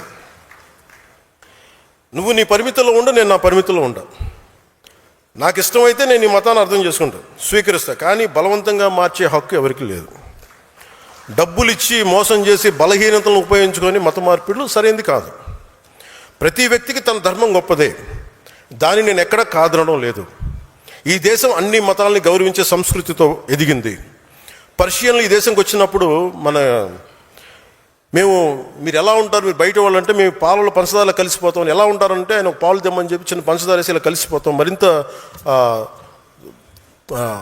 రుచి ఎక్కువ బాగుంటుంది మాతో ఉంటుంటే. మేము ఎక్కువ కలిసిపోయే వ్యక్తులను తప్ప మేము విడిగా ఉండే వ్యక్తులం కాదని చెప్పారు. ఈ దేశాన్ని మరింత మధురంగా చేస్తామని చెప్పారు. అందుకే ఈ దేశం వారిని ఆదరించింది. శ్రీకృష్ణదేవరాయల కాలంలో అరబ్ వ్యాపారులు గుర్రాలు అమ్మడానికి వచ్చి మాకు ప్రార్థనా స్థలం లేదు అని అడిగితే ఆయన మస్జిదులు నిర్మించి ప్రార్థనలు చేసుకునే అవకాశం కల్పించారు. ఎందుకంటే ఈ దేశ సంస్కృతికి ఇన్సెక్యూరిటీ, అభద్రతా భావం లేదు. ఈ దేశం ఎప్పుడు ఇతర మతాలకి భయపడదు. మీ ధర్మాన్ని మీరు పాటించండి అని స్థానం ఇచ్చే మహోన్నత సనాతన ధర్మం ఇది. కానీ ఆ సహనాన్ని బలహీనతగా భావించి ఆ సంస్కృతిని మేము చంపేస్తాం, ఆ సనాతన ధర్మాన్ని నలిపేస్తాం, నశింపజేస్తాం అంటే అది మీరు ఈ నేల స్వభావాన్ని అర్థం చేసుకోకపోవటమే. ఎన్నికల సమయంలో కొంతమంది బొట్లు పెట్టుకుని ఆలయాలు తిరుగుతారు. సనాతన ధర్మంపై దాడులు జరిగినప్పుడు మటుకు మేము సనాతన ధర్మాన్ని నిర్మూలిస్తామని బహిరంగ మాట్లాడతారు. ఎవరైనా అంటే మీరు ఎన్నికల సమయంలో అసలు ఒక్కరు మాట్లాడరు, అప్పుడు మాట్లాడరు సనాతన ధర్మం గురించి, ఎందుకంటే ఓట్లు పోతాయి. అయిపోగానే మొత్తం పదవుల్లోకి వెళ్ళిపోయి అసెంబ్లీలోకి వెళ్ళగానే ఇప్పుడు మాట్లాడతారు మళ్ళీ. లేదు, సనాతన ధర్మం అనేది వేల ఏళ్ల నాగరికత. అది హిందూ సనాతన ధర్మ is a self correcting mechanism. ఇది ఒకటి స్థాపించింది కాదు, ఒక వ్యక్తి స్థాపించింది కాదు, అది అనాదిగా జరుగుతుంది. It has a self correcting దాంట్లో తప్పులు ఉన్నాయి, తప్పులు కరెక్ట్ చేసుకుంటూ వెళ్తుంది. అంతేగాని కూర్చోబెట్టి గిరిగీసుకుని ఇంతే అని చెప్పి ఒక ఫిక్స్డ్ రూల్ లేదు. అందువల్ల సనాతన ధర్మాన్ని మీరు నశింప చేయలేరు. అంటే ఇది ఈ సందర్భాన్ని పెట్టుకొని అంటే మీకు ఎందుకు చెప్తున్నానంటే, ఇది మీరు అందరూ అనుకుంటారు కదా నేను ఎందుకు ఇంత బలంగా మాట్లాడతానని. అంటే ఈ సందర్భాన్ని నేను దీన్ని అర్థం చేసుకొని మీకు తెలియజేస్తాను. చాలామందికి మహానుభావులకి, సనాతన ధర్మాన్ని తిట్టే మహానుభావులందరికీ అంటే మీకు భారతీయుడు చెప్తే నచ్చదు కదా. ఎక్కడో జర్మనీలో ఉండే ఒక ప్రొఫెసర్లో లేదంటే కూర్చోబెట్టి అక్కడ కూర్చొని ఒక షోపెన్హావర్ లాంటి ఒక జర్మన్ ఫిలాసఫర్ చెప్తే మీకు అర్థం అవుతుంది. కనీసం సనాతన ధర్మం గురించి ఆయన ఏం చెప్పారు మీకు తెలియజేస్తాను. అంటే ఆయన అన్న మాట చెప్పండి, the fruit of the highest Vedas, the fruit of the highest human knowledge and wisdom, the kernel of which has finally come to us in the Upanishads and as the greatest gift to the 19th century. అలాగే ఇది నేను తర్వాత tweet చేస్తాను, లేదంటే మన శతజ్ఞులు పెడతాను. కానీ but ఇక్కడ నేను చెప్పదలుచుకుంది ఏంటంటే, విదేశాల నుంచి ఐరోపా ఖండం నుంచి ఇక్కడికి వచ్చి ఇక్కడ సమాజాన్ని మార్చాలనుకునే వాళ్ళకి ఏం జరుగుతుందని చెప్పడానికి ఆయన చెప్పింది ఏంటంటే, మీరు ఇక్కడికి వచ్చి మీరు ఈ మతాన్ని నిర్మూలింపు చేద్దాం అనుకునే వాళ్ళు ఎలాంటిదంటే, it is just the same as if we fired a bullet at a cliff. In India our religions will never at any time take root. The ancient wisdom of the human race will not be supplanted by the events happened elsewhere. On the contrary, Indian wisdom flows back to Europe and will produce a fundamental change in our knowledge and thought. అంటే మీరు భారతదేశాన్ని మార్చేద్దామని చెప్పి మన భావజాలంతో పెడితే అది మనల్ని ఎలాంటిదంటే ఒక హిమాలయ శిఖరాన్ని చిన్నపాటి తుపాకీతో కొట్టినాడు. దానికి ఏమవుతుంది? దాని గ్రాండీర్ ముందు, దాని మ్యాగ్నానిటీ ముందు. అది ఏమి అవ్వకపోగా, అది మనల్ని మార్చకపోగా, అది మన భావాల్ని మార్చేస్తుంది. ఇది షోపెన్హావర్ చెప్పింది. ఇది సనాతన ధర్మాన్ని విమర్శించే వాళ్ళందరికీ మీరు ఒకసారి ఈ పుస్తకాలు చదివితే, ఇలాంటి పుస్తకాలు చదివితే ఇలాంటి పిచ్చి మాటలు మీరు మాట్లాడరు.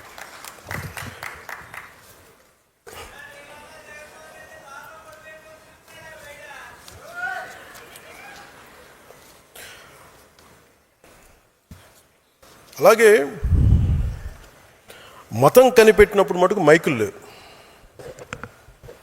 అలాగే హిందూ మతంలో కూడా ఇప్పుడు నేను మాట్లాడితే, నేను తిరుపతి లడ్డు విషయం గురించి మాట్లాడితే చేసిందంత ఎవరు? క్రిస్టియన్స్ లేరు, ముస్లిమ్స్ లేరు, హిందువులే. హిందూ మతాన్ని గౌరవించిన హిందువులు అంటే నా చిరాకు. నాకు దాంట్లో ముస్లిమ్స్ ఎక్కడున్నారు, క్రిస్టియన్స్ ఎక్కడున్నారు? అలాగే మైక్స్ పెట్టి ఇబ్బంది పెడతా ఉంటాయి కొన్నిసార్లు.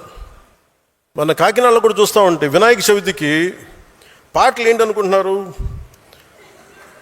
నవ్వుతా. వినాయకుడి పాటలు పెట్టట్లా, అబ్బని తీని దెబ్బ ఇలాంటి పాటలు పెడుతున్నారు. అంటే మనం ఎంత గౌరవిస్తున్నాం చూడండి. మిగతా మతాలను చూసి నేర్చుకోవాలి కదా, ఇస్లాంని చూసి హిందువులు నేర్చుకోవాలి కదా. వాళ్ళు అలాంటి పాటలు పెడతారా? ఎప్పుడు కూడా మీ మతాన్ని ఎవరన్నా వెటకారం చేస్తున్నారు, పరిహసిస్తున్నారంటే ఫస్ట్ తప్పు మనలో ఉంటుంది. ఫస్ట్ అది హిందువులు అది కరెక్ట్ చేసుకోవాలి. అలాగే మతాలు పుట్టినప్పుడు మైకులు పుట్టల. ఈ మధ్యన గొడవలు వచ్చేస్తూ ఉన్నాయి. ఇలాంటి అవకాశాలు మీకు మీ మీ మీ బాధ్యతలు మీకు వస్తాయి, భవిష్యత్తులో వచ్చేస్తాయి. మీకు మైకులు పెట్టి పెద్ద పెద్ద సౌండ్ ఉన్నప్పుడు శబ్ద కాలుష్యం ఉంటుంది. ఇలాంటి అంశాలు వచ్చినప్పుడు గొడవలు పెట్టే వాళ్ళతోటి గొడవలు ఇచ్చి మీరు ప్రజలకు అర్థమయ్యేలా వివరించండి. కొన్నిసార్లు కోపాలు వస్తాయి, కోపతాపాలు ఉంటాయి, భయపడకుండా మాట్లాడండి. నేనైతే అలాగే మాట్లాడతాను. ఎందుకంటే ఈ దేశంలో ఓట్ల కోసం అప్పీస్మెంట్ రాజకీయాలు చెయ్యం, జనసేన చేయదు. We don't do appeasement politics. ఇది జనసేన ఆదేశిక సూత్రంగా మీరందరూ గుర్తుంచుకోవాలి. అలాగే భాష గౌరవించే సాంప్రదాయం, జనసేన ప్రాథమిక సిద్ధాంతాల్లో భాషను గౌరవించే సాంప్రదాయం ఎందుకు పెట్టామంటే భాష మనకి ఎప్పుడు ప్రతిబంధకం కాదు. మహాత్మా గాంధీ గారు ఏ భాష మాట్లాడా మనం ఎప్పుడైనా అడిగామా? ఎందుకంటే ఈ దేశం భాషలతో విడిపోయేది కాదు, భావాలతో కలిసేది. మన భాష కాని వారిని మనం దేవుళ్ళు ఆరాధిస్తాం. జీసస్ క్రైస్ట్ అని తెలుగు వ్యక్తి కాదు, మహమ్మద్ ప్రవక్త తెలుగు కాదు. వారి భావజాలాన్ని గౌరవిస్తాం. అరబిక్ మాట్లాడే సంస్కృతి నుంచి వచ్చిన ఆలోచనల్ని ప్రపంచం మొత్తం స్వీకరించింది. ఎందుకంటే భాష కంటే భావం గొప్పది. ఈ దేశంలో జాతీయ నాయకులను కూడా మన భాషతో కొలవలేము. జాతీయ గీతం జనగణమన తెలుగులో లేదు, బెంగాలీలో ఉంది. అందుకే ప్రతి భారతీయుడు గౌరవంగా పాడతాడు. అందుకని ఈ దేశానికి భాష ఎప్పుడు అడ్డంకి కాదు. విభిన్నమైన భాషలు మన దేశాన్ని విడగొట్టలే, మరింత బలంగా ఏకం చేస్తాయి. యువత మన మధ్య చిన్న స్పర్ధలు పెట్టి భాషలతోటి మనల్ని విడగొట్టాలని చూస్తారు. అది మీరు కూడా చాలా జాగ్రత్తగా గమనించాలి. తెలంగాణ యాస మీద కూడా చిన్నపాటి ఇబ్బంది ఉన్నప్పుడు అది నేను సినిమాలో చెప్తా ఉండేవాడు. అందుకని తెలంగాణ యాసని మాండలిక నా సినిమాలో పెట్టాను. ఎందుకంటే నాకు అంత ఇష్టం అని చెప్పడానికి, మన భాష యాసల మీద గౌరవంతో. ఈ మధ్య కేవలం ఒక భాషే కాదు, యాస కూడా ఒక రాజకీయ అంశంగా మారిపోయింది. ఒకటే భాష అయినా మాండలికాలు వేరుగా ప్రతి 30 కిలోమీటర్ల యాస మారిపోద్ది, ప్రతి 50 కిలోమీటర్ల సంస్కృతి మారిపోద్ది. హిందీ నుంచి తమిళం వరకు ప్రతి భాషలో ఉంది ఇలాంటి. తమిళనాడులో మధురై యాస వేరుగా ఉంటుంది, చెన్నైలో వేరే ఉంటుంది. అందుకని దాదాపు దేశంలో 1500 పైగా భాషలు ఉన్నాయి. ప్రజలు 22 షెడ్యూల్ భాషలు ఉన్నాయి. ప్రతి భాషకి యాసకి ఒక అందం ఉంటుంది, ఒక నుడికారం ఉంటుంది, ఒక ప్రత్యేకమైన పద సంపద ఉంటుంది. ప్రతి ప్రాంతం తమ సంస్కృతి నుంచి పుట్టిన మాటలే తమ జీవన విధానాన్ని తెలియజేస్తాయి. అందుకని భిన్నత్వంలో ఏకత్వం. అందుకని మహాత్మా గాంధీ గారిని చూసినప్పుడు ఇందాక చెప్పినట్టు ఆయన ఏ భాష అన్నాను, ఆయన భావం ఏం చెప్పారని అడుగుతాం. మన భాషలో అర్థం చేసుకుంటాం. మెకాలే మనకి ఇంగ్లీష్ నేర్పించాడు, సంతోషం. కానీ నేను నా మూలాలను మర్చిపోలే, ఇంగ్లీష్ చదువుకుంటా. అందుకే నా వేదాల గురించి నేను అర్థం చేసుకున్నాను మెకాలే ద్వారా. అందుకని నేను తమిళం, మరాఠీ ఎందుకు నేను మాట్లాడతానంటానికి, ఆ భాషల మీద గౌరవం ఇవ్వడానికి. సో కేంద్ర ప్రభుత్వం తీసుకొచ్చిన 3 లాంగ్వేజ్ పాలసీని మనం సమర్థిస్తున్నామంటే అది అవసరం. ఎక్కువ భాషలు నేర్చుకుంటే జ్ఞానం పరిధి పెరుగుతుంది, కానీ తగ్గదు. హిందీ కావచ్చు, తమిళం కావచ్చు, మరి ఏ భాషనే కావచ్చు. ఆంధ్రప్రదేశ్ ప్రత్యేకత ఏమిటంటే మాతృభాషని పరిరక్షించుకుంటేనే అన్ని భాషల్ని కూడా గౌరవించే సంస్కృతి ఆంధ్రప్రదేశ్ది. భాషా ప్రయుక్త రాష్ట్రాల ఆరంభం నుంచి కూడా నేల నుంచే ఆరంభం జరిగింది. అదే భారతదేశ సమాఖ్య బలాన్ని పెంచింది, బలహీనపరచలేదు. సో ఇది కూడా మీకు కమ్యూనికేషన్కి భాష అనేది చాలా ఎసెన్షియల్. ఇది మీరు ప్రజలకి మీరు రేపొద్దున నాయకత్వం తీసుకున్నప్పుడు తెలియాల్సిన అవసరం ఉంది.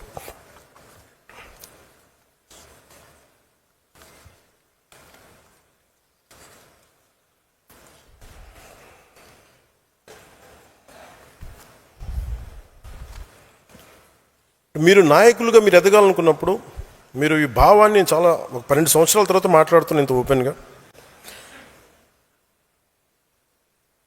చాలామంది మనకి అక్కడున్న పక్క రాష్ట్రాల సమస్యలు దేనికి, మనకి అక్కడెక్కడో విషయం జరిగితే మనం ఎందుకు రియాక్ట్ అవ్వాలి మీ అందరూ. కానీ మీరు జాతీయ స్థాయి సమస్యలు, అంతర్జాతీయ సమస్యలు కూడా మీరు ప్రతి జన సైనికుడు, ప్రతి ఉద్యమి, ప్రతి సాధకు కూడా మీరు మాట్లాడాలి. దానికి కావాల్సిన డైరెక్ట్ మేము ఇస్తాం.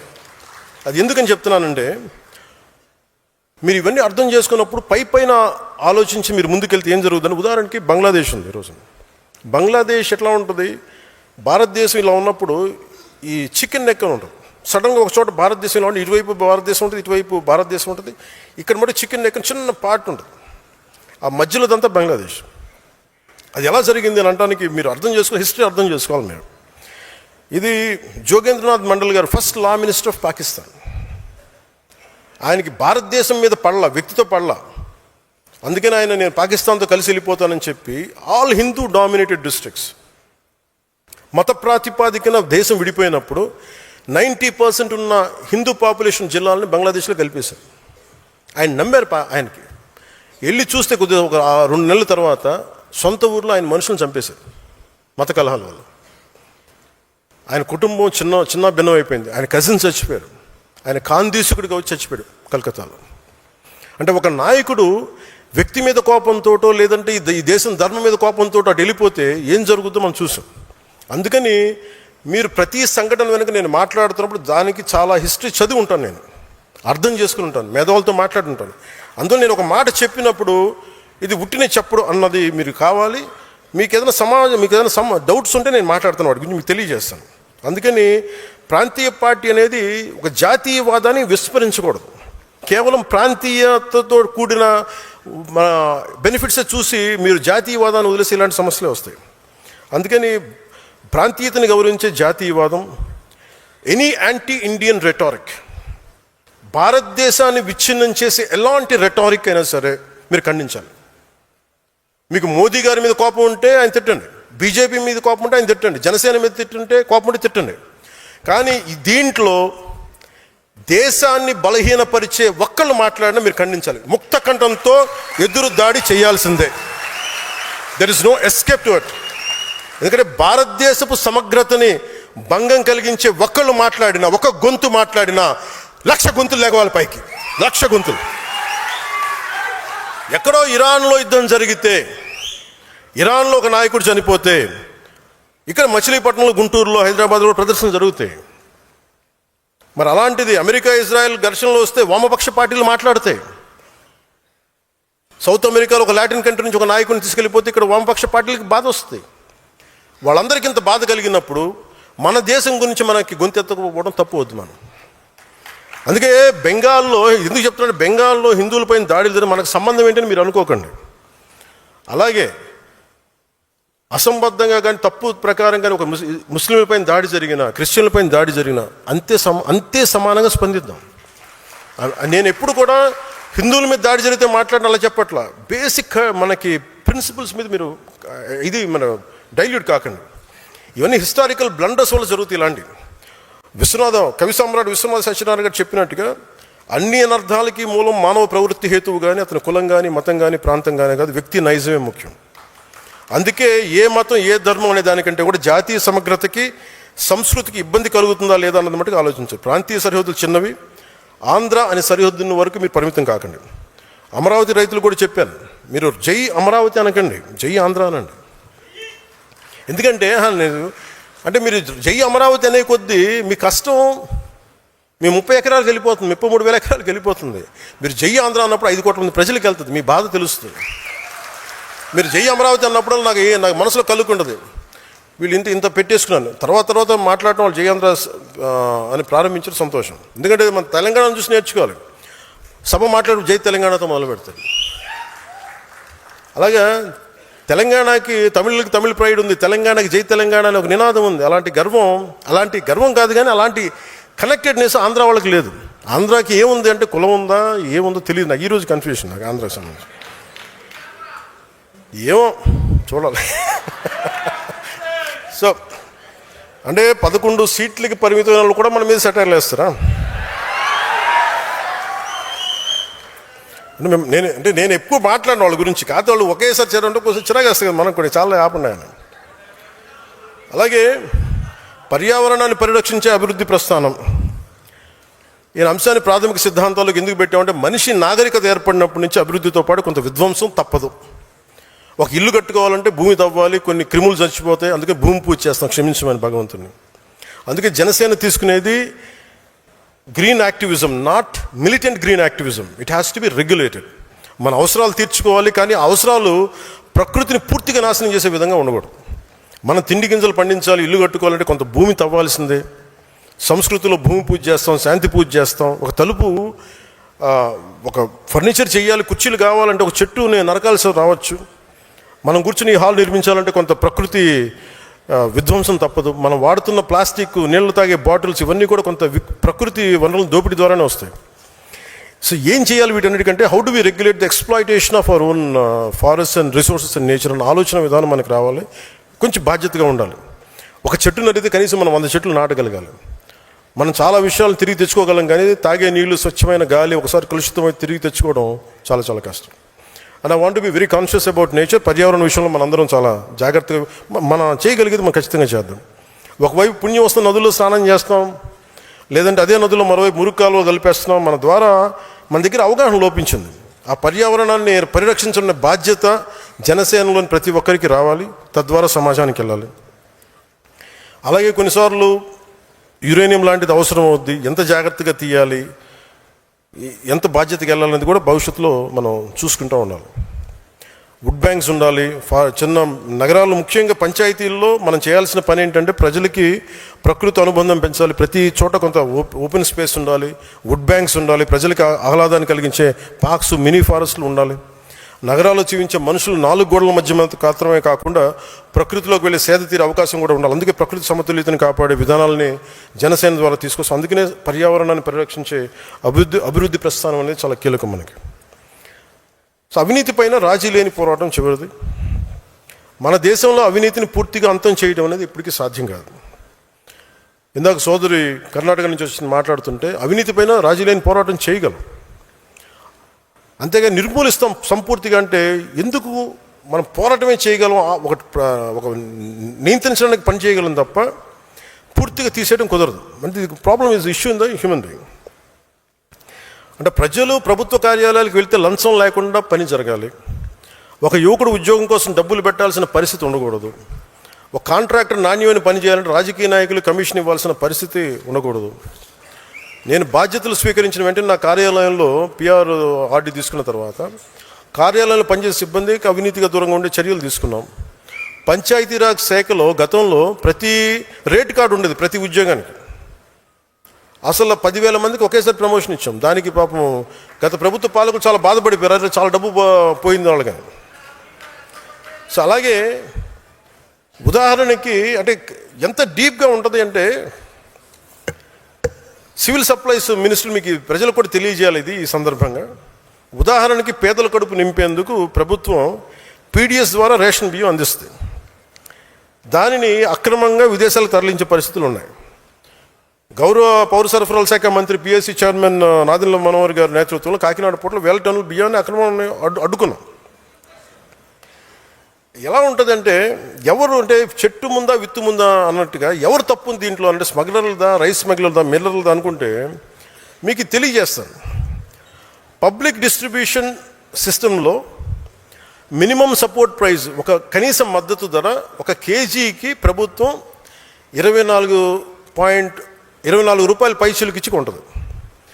MSP కనీస మద్దతు ధర, మిల్లింగ్ ప్రైజు, దాన్ని షార్ట్ టెక్స్ట్ ప్రైస్ తోటి 46 కేజీలు అవుతుంది. అంటే government will bear ₹46 per kg before giving to ఉచితంగా ఒకళ్ళకి, ఒక బెనిఫిషియరీకి కిలో బియ్యం వల్ల 46 రూపాయలు పడుతుంది. కానీ బెనిఫిషియరీ ఏం చేస్తున్నారు, అది తనకు తినటం ఇష్టం లేక ఏది కారణాలు ఏదైనా కావచ్చు, కానీ దాన్ని 5 కేజీలు తన కోటాన్ని 14-20 రూపాయలు తనకు ఉట్టినే వచ్చిన బియ్యం 14-20 రూపాయలు చొప్పున ఇచ్చేస్తాడు 5 కేజీలకి. అది 100 రూపాయలు రావచ్చు, లేదంటే 70 రూపాయలు రావచ్చు. ఎంత అంటావు? ఏమో నీకు బాగా తెలిసిన నీకు అర్థమవుతుంది కదా. సో బెనిఫిషియరీకి 14 వచ్చింది, స్మాల్ లెవెల్ బ్రోకర్కి, రేషన్ షాప్ డీలర్కి దాని మీద ఇంకో 16 రూపాయలు 25 రూపాయలతో 2 రూపాయలు 5 రూపాయలు అదనంగా వేసుకొని అమ్మేస్తాడు. చెప్తున్నా 2000 రూపాయలు 5000 రూపాయలు, నేను అథారిటేటివ్ గవర్నమెంట్ ఇన్ఫర్మేషన్ చెప్తున్నాను. 2000 రూపాయలు 5000 రూపాయలు మెట్రిక్ టన్నుకి వాళ్ళు సంపాదిస్తారు. ఇంకా చెప్పరే రాని మీడియం లెవెల్ బ్రోకర్స్ 20 నుంచి 27 రూపాయలు కేజీకి వాళ్ళు చేస్తారు, 10 రూపాయలకి అమ్మిన దాన్ని. అది మెట్రిక్ టన్నుకి 28,000 నుంచి 33,000కి వీళ్ళు వ్యాన్ ద్వారా, చిన్న ట్రక్ ద్వారా సెల్ చేస్తారు. వ్యాన్లో 3 నుంచి 5 మెట్రిక్ టన్నులు ఉంటుంది. ఇప్పుడు మీరు చెప్పిన బిగ్ ట్రేడర్స్ వీళ్ళందరూ కలిసి ఒక లారీకి 25 మెట్రిక్ టన్నులు అనుకుంటే 2.5 నుంచి 3.5 లక్షలు తీసుకుంటారు. 250 మెట్రిక్ టన్నులు దీనికి. ఎండ్ యూజ్ ఎట్లా వెళ్ళిపోతుంటే rice millers, fish feed, poultry industries, mixing with commercial rice, export markets including foreign trade, beverage industries. ఒక్కొక్క షిప్లో ఎలా వెళ్తే 40,000 మెట్రిక్ టన్నులు వెళ్తే బల్క్ స్కామ్ ఇది. ఒక షిప్కి 4 నుంచి 5 కోట్లు స్కామ్ చేస్తారు ఒక షిప్కి. మనం సీజ్ ద షిప్ అంటే 6 వారాలు ఆఫ్ చేయగలిగాం. 5 వారాలు సార్, 5 వారాల ఒక 5 వారాలు ఆఫ్ చేయగలిగాం. ఎందుకంటే మళ్ళీ జాతీయ దాంట్లో నిజంగా ఎక్స్పోర్ట్ చేసే రైస్ కూడా ఉంటుంది. అంటే ఇంత కష్టంగా ఉంది, కానీ రాజీ లేకుండా పోరాటం చేస్తాం. మరి ఇలాంటి దానికి ఏం చేయాలి అంటే ఫండమెంటల్ పాలసీ మార్చాలి. అది కేంద్ర ప్రభుత్వంతో కూర్చుంటామా, మిగతా ప్రభుత్వాలతో కూర్చుంటామా, అసలు కేంద్రం దీన్ని దృష్టిలో పెట్టాలి. సో అందుకని ర్యాండమ్గా మీరు ఒక నినాదం కింద చేసేయకండి. ఎందుకు చెప్తున్నాను అంటే, ఏ సందర్భంలో చెప్తున్నానంటే, ఇది మేము అవినీతిపైన రాజీ లేని పోరాటం అంటే వీ హ్యావ్ టు పరిష్కారాలు ఎతకగలగాలి. ఇది ఎందుకు ఉత్పన్నమైంది, ఎందుకు వచ్చిన సమస్య, దీన్ని ఎలా సర్దగలం, దాని మీద మనం ముందుకు తీసుకెళ్ళాలి. అందుకని మీరు ఈ అవినీతిపైన రాజీ లేని పోరాటానికి మీరు నిజంగా ఈ ప్రజలకు, సగటు మనిషికి ఇబ్బంది అవుతుంది అనుకున్నప్పుడు, ఒక చిన్నపాటి ఇల్లు కట్టుకోవాలనుకున్న మేము లంచాలు అడుగుతుంటే ఎదురు తిరగాల్సిందే, ఇవ్వమని మొరాయించాల్సిందే. దానికి జన సైనికులు, దానికి సాధకులు కానీ ఉద్యమిలు కానీ మీరు నిలబడాలి. మీరు అండగానే ఉంటేనే ప్రజల్లో మార్పు వస్తుంది. దానికి మీకు అండగా ఉంటాం మీరు చేస్తే. ఓకే, ఇంక చివరిలో నేను మాట్లాడగలిగేది అలయన్స్ది. జనసేన అలయన్స్ ఎలా స్టార్ట్ అయింది. ముఖ్యంగా మొన్న తమిళనాడు ఎలక్షన్స్ వచ్చి ఆయన ముఖ్యమంత్రిగా నన్ను చంపేస్తారు అందరం. దాని పరిస్థితులు వేరు, మన పరిస్థితులు వేరు.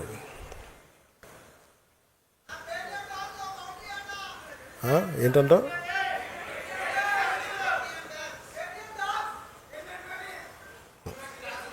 అంటే ఎందుకు చెప్తా అంటే, దాని పరిస్థితులు వేరు, మన పరిస్థితులు వేరు. మనం అలా రాలా. నేను ఒక పార్టీని ప్రజలకి మార్పు తీసుకురావాలన్న దాంట్లో వచ్చాను. నేను గద్దర్ గారిని చూసాను దగ్గరుండి, నక్సలిజంని చూసాం. ఒక ఆశయాన్ని నమ్మి వెళ్ళిపోయి చాలా బలమైన యువత చనిపోతే చాలా బాధ కలిగింది. అంటే ఒక భావజాలాన్ని తీసుకెళ్లేటప్పుడు పదవులు వీటన్నిటికంటే కూడా భావజాలాన్ని పట్టుకోవాలని ఒక దాంతో ఇందాక తీసుకొచ్చాను. ఇది తీసుకొచ్చినప్పుడు అంటే నేను ఇక్కడ ఉన్న నాయకులందరూ ఉన్నారు. మీ అందరికీ మొన్న ఎలక్షన్ తర్వాత మీ అందరూ ఒక మైండ్లో ఒకటి ఉంది. ఆ రోజే కనుక 2024లో మీరు తెలుగుదేశం వెళ్ళకుండా ఉంటే చాలా బాగుండేది అని నా చెవులు ఊదర కొట్టేస్తున్నాను. నేను దానికి కారణం చెప్తాను. అంటే నేను చాలా ఆలోచించి తీసుకున్న నిర్ణయం. 2019లో వెళ్ళాం. వాటన్నిటితో పాటు నాకు ఆ రోజు చాయిస్ ఉండింది ఒంటరిగా వెళ్ళడానికి.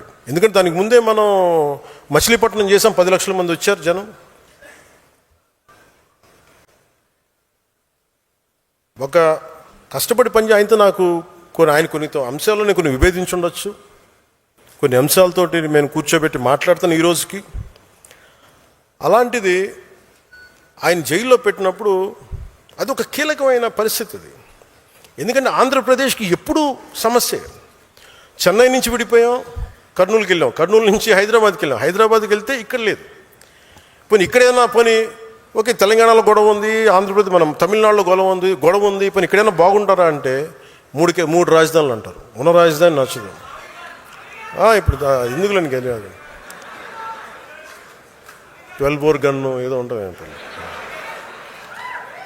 ఇవన్నీ అంటే నేను అనేది ఆంధ్రప్రదేశ్కి ఎప్పుడూ ఒక ఒక ఒక ఒక ఏకత్వం లేదు. అలాంటిది నేనేం చేశాను, నిర్ణయం తీసుకోవాలంటే నేను స్వార్థంగా వెళ్ళిపోయి ఉండొచ్చు. నాకు చాయిస్ ఉండింది ఆ రోజున.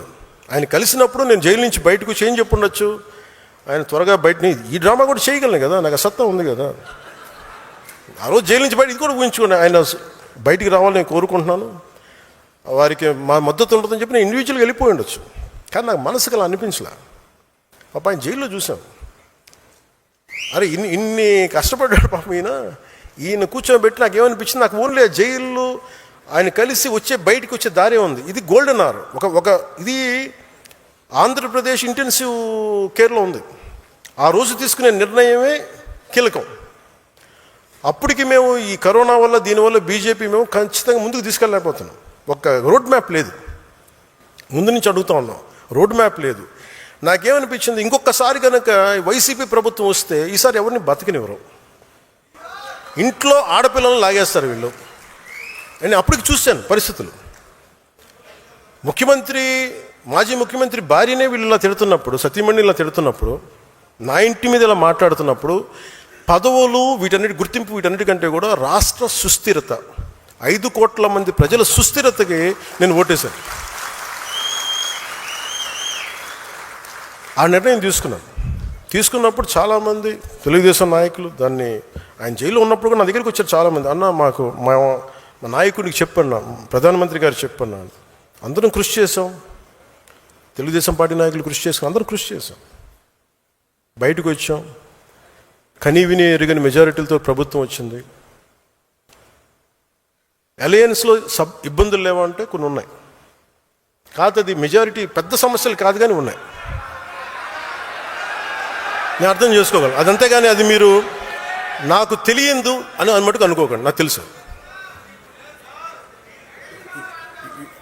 కొన్ని చోట్ల కొంతమంది ఏం మాట్లాడతారంటే, మాకు మెజారిటీగా మిగతా కొన్ని నియోజకవర్గాల్లో ఉంది, మెజారిటీ నియోజకవర్గాల్లో లేదు. బాగున్నాయి, కానీ ఒక నిమిషం కూర్చోండి, ఒక నిమిషం కూర్చోండి, నేను చెప్పింది వినండి, మీరు చెప్పిన తర్వాత అంటే నాకేమనిపించిందంటే,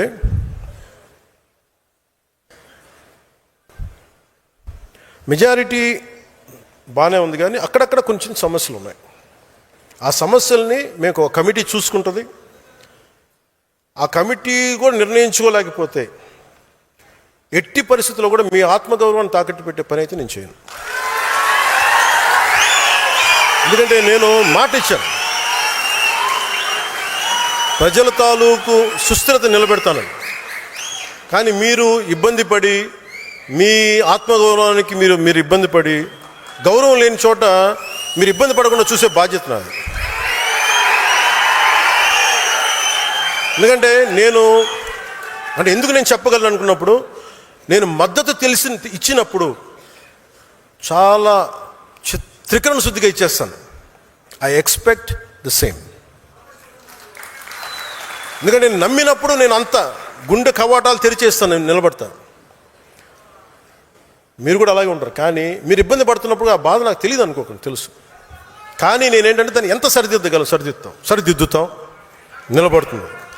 అందుకని ఇవన్నీ నాకు తెలియదు, మమ్మల్ని ఇబ్బంది పెడుతున్నారు, ఇవన్నీ ఉన్నప్పుడు కొన్ని చోట్ల కొంతమంది నాయకులు, it will be corrected, it will be addressed.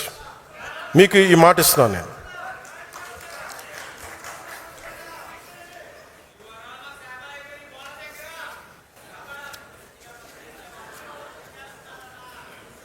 బోలా శంకర్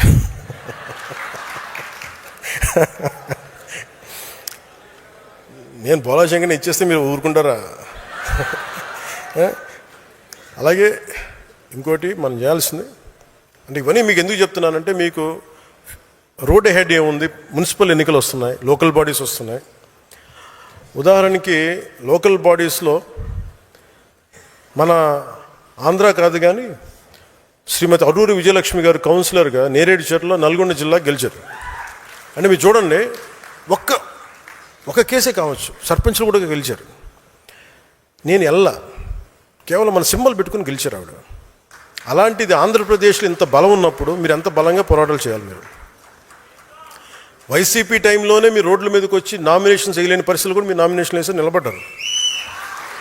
ఈసారి నేను అందుకనే మా నాయకులందరినీ పంపించాను ఈ కమిటీ కోసం. ఈసారి కమిటీలో నేను కూర్చుంటా. ఎందుకంటే నేను 12 సంవత్సరాల తర్వాత నేను కూర్చోబెట్టి నేను మీ బాగోగుల కోసం నేను కూర్చుంటా. ఇప్పుడు దాకా నేను అడ్మినిస్ట్రేషన్ ఇవన్నీ కూర్చున్నా, అర్థం చేసుకున్నా. చాలా కీలకమైన సమయం నేను పార్టీకే కేటాయిస్తాను. మిమ్మల్ని కలుస్తాను, మిమ్మల్ని దృష్టిలో పెట్టుకుంటాను. సో అలాగే మీ అందరికీ కూడా నాకు ఒకటే నా విన్నపం ఏంటంటే, నాకొక ఈ నెల రోజుల్లో పూర్తి చేయడానికి ప్రయత్నం చేస్తాను. 1 month 4 weeksలో సెప్టెంబర్లో ఎన్నికలుంటే ఈ లోపల చేయడానికి ప్రయత్నం చేస్తాం. అలాగే ఇంకొకటి, భవిష్యత్తు మనం ఆంధ్రప్రదేశ్కి కాకుండా భారతదేశానికి సంబంధించి ఈ అరాకొర జ్ఞానంతో ఉన్న వైసీపీ వాళ్ళ మాటలు మీరు వినకండి.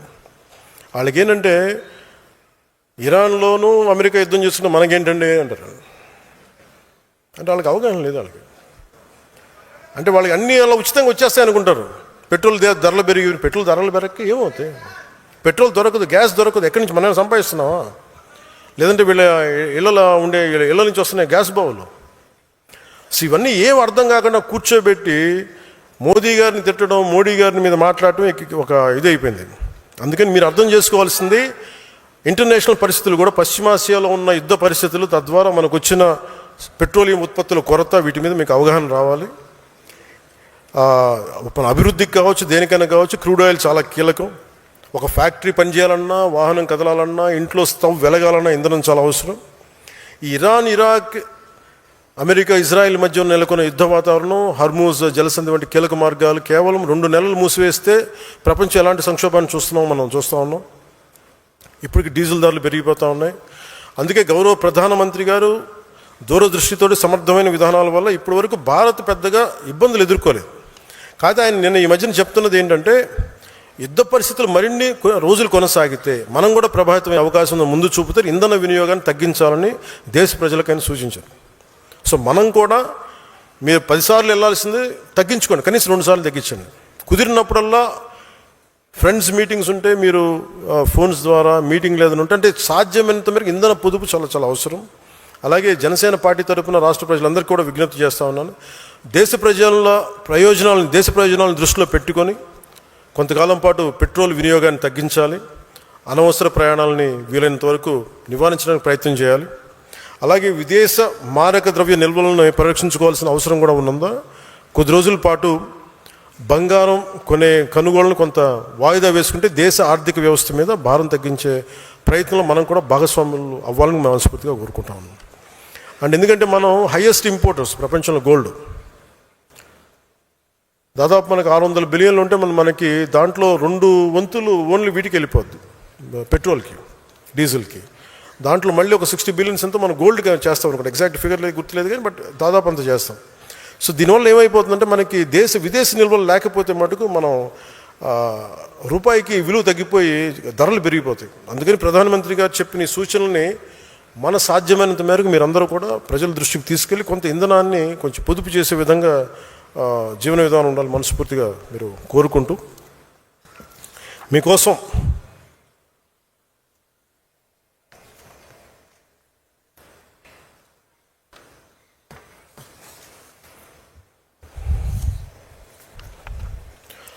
భవిష్యత్తు ఈ లోకల్ బాడీస్ని దృష్టిలో పెట్టుకొని కూటమి ప్రాముఖ్యతని ప్రతి ఒక్కరు గుర్తించాలి. పదే కూటమి ఎందుకని ప్రశ్నలు రాకుండా, మన గౌరవానికి భంగం కలగకుండా, జనసేన గుర్తింపుకి, ఆత్మగౌరవానికి ఎలాంటి నష్టం జరగకుండా బలమైన కూటమిని ముందుకు తీసుకెళ్లాల్సిన బాధ్యత నా పైన ఎంత ఉందో మీ అందరిపైన కూడా అంతే ఉంది. But not at the cost of your self respect. That I'm very clear about it.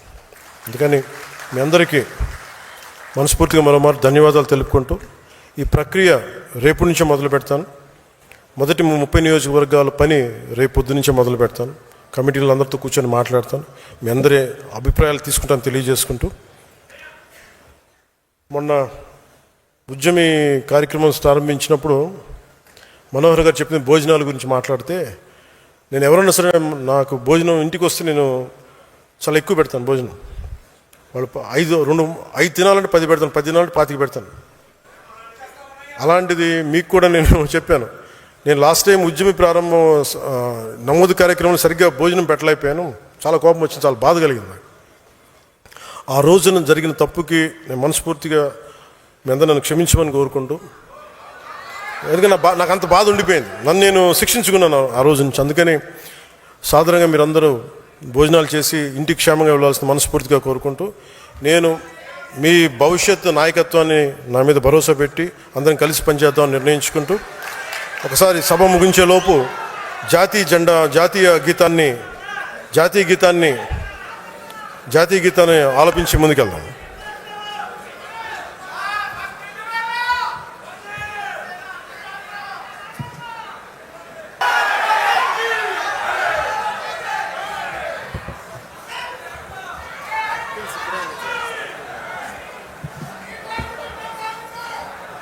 Can